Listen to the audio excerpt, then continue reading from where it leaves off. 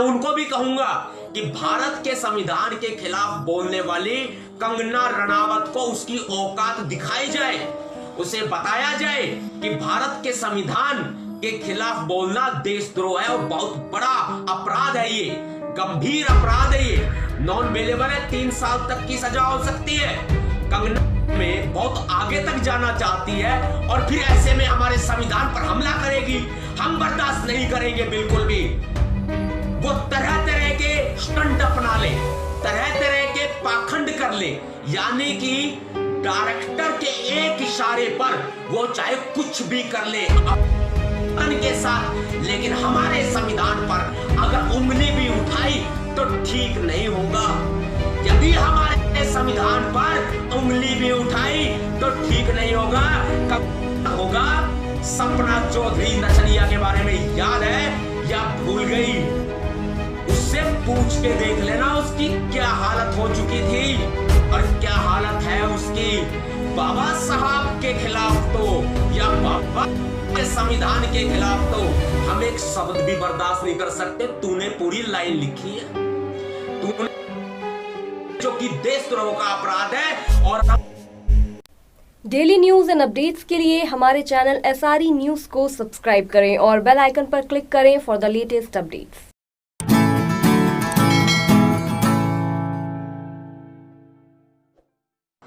साथियों, क्रांतिकारी जय भीम, जय भारत।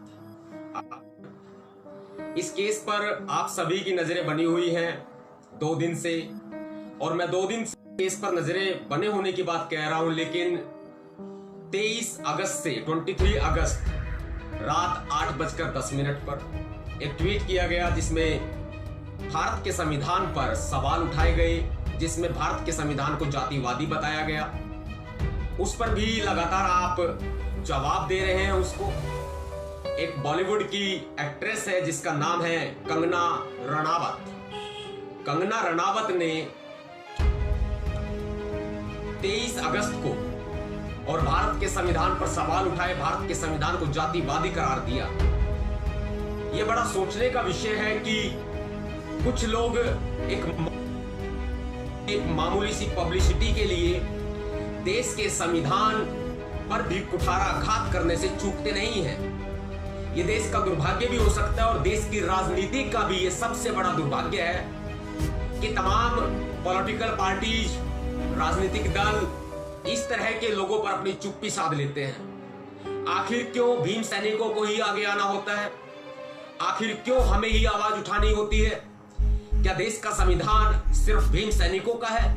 क्या देश का संविधान देश की 135 करोड़ जनता का नहीं है? एक बड़ी सोचने की बात है कि देश के संविधान पर जब भी आंच आती है तो भीम सैनिक आवाज उठाते हैं। आज यहां बॉलीवुड एक्ट्रेस कंगना रनावत ने बाबा साहब डॉक्टर भीमराव अंबेडकर जी के संविधान पर, देश के संविधान पर इतनी ओछी मानसिकता दिखाई है, जातिवादी संविधान जो पूरे तरह से संविधान का अपमान है।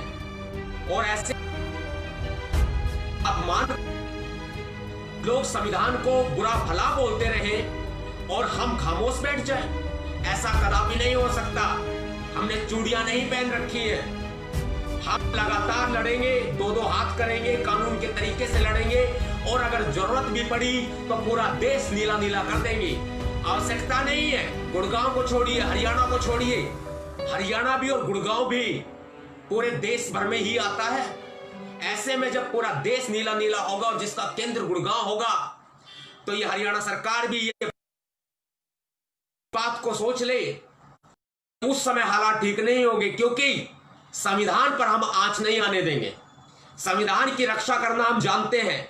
जहां सब कुछ चारों तरफ तानाशाही हो जाए, निरंकुशता हो जाए, काम ना करे, प्रशासन काम ना करे, पुलिस काम ना करे और फिर कंगना रनावत जैसे 2 कौड़ी के लोग पर सवाल उठाए, हम कदापि बर्दाश्त नहीं कर सकते। ये बात भारत सरकार भी सुने और ये बात हरियाणा सरकार भी सुने, गुड़गांव प्रशासन भी सुने और स्वयं कंगना रनावत भी सुने। कंगना रनावत को इतनी भी शर्म नहीं आई कि उसे मालूम चलने के बाद में कि इस पर केस दर्ज हो चुका है, उसके बावजूद भी माफी नहीं मांगी गई, बल्कि उल्टा पलटवार किया गया कि ये टुकड़े टुकड़े गैंग के लोग हैं, टुकड़े टुकड़े गैंग को समर्थन करते हैं, ये 370 का विरोध करते हैं, ये सीएए का विरोध करते हैं। लेकिन मैडम बात सुन लो कान खोल करके, अभी तो फिल्म का ट्रेलर ही है, पूरी फिल्म बाकी है।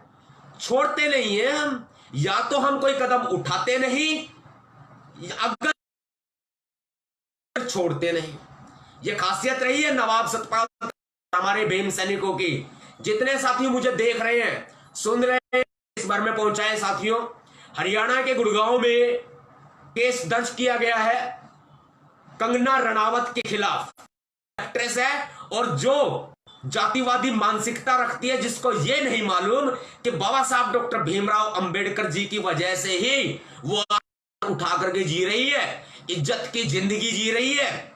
उसे ये नहीं मालूम कि भारत के संविधान के खिलाफ बोलना देशद्रोह है। देशद्रोह में दर्ज कराई गई है गुड़गांव के अंदर। और साथियों, आप सभी से साथ की अपील करता हूं मैं, साथ देना है पूरा, क्योंकि हम छोड़ने वाले नहीं हैं, हम पीछे हटने वाले नहीं हैं। ऐसे लोग जो मामूली सी पॉपुलैरिटी के लिए भारत के संविधान ना करे, भारत के संविधान का अपमान करे, देशद्रोह में जुर्म है और बहुत बड़ा जुर्म है। क्योंकि वे लोग जो 135 करोड़ जनता है, आज मैं उनको भी कहूंगा कि भारत के संविधान के खिलाफ बोलने वाली कंगना रनावत को उसकी औकात दिखाई जाए, उसे बताया जाए कि भारत के संविधान के खिलाफ बोलना देशद्रोह है और बहुत बड़ा अपराध है, ये गंभीर अपराध है, ये नॉन बेलेबल है, 3 साल तक की सजा हो सकती है। कंगना समय में बहुत आगे तक जाना चाहती है और फिर ऐसे में हमारे संविधान पर हमला करेगी, हम बर्दाश्त नहीं करेंगे बिल्कुल भी। वो तरह तरह के स्टंट अपना ले, तरह तरह के पाखंड कर ले, यानी कि डायरेक्टर के एक इशारे पर वो चाहे कुछ भी कर ले के साथ, लेकिन हमारे संविधान पर अगर उंगली भी उठाई तो ठीक नहीं होगा। यदि हमारे संविधान पर उंगली भी उठाई तो ठीक नहीं होगा। कंगना होगा, सपना चौधरी नचनिया के बारे में याद है या भूल गई? उससे पूछ के देख लेना उसकी क्या हालत हो चुकी थी और क्या हालत है उसकी। बाबा साहब के खिलाफ तो, या बाबा के संविधान के खिलाफ तो हम एक शब्द भी बर्दाश्त नहीं कर सकते। तूने पूरी लाइन लिखी है, तूने, जो कि देशद्रोह का अपराध है, और हम आखिरी दम तक लड़ेंगे, इस केस को लड़ेंगे और इसको इसके अंजाम तक पहुंचाएंगे। सभी भीम सैनिकों से मेरी दरखास्त है, तैयारी करें, किसी भी हद तक हमें जाना पड़ेगा तो हम जाएंगे। सभी भीम सैनिकों से मेरी दरखास्त है कि तैयारी करें।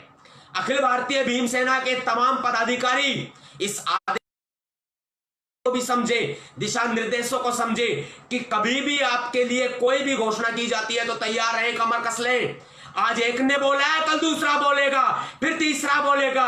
बीजेपी के राज में, हमाम में सारे नंगे हुए बैठे हैं। संविधान के खिलाफ बहुत गलत है, हम तो बर्दाश्त नहीं करेंगे और भीम सेना कदापि बर्दाश्त नहीं करेगी, ये ध्यान रखना।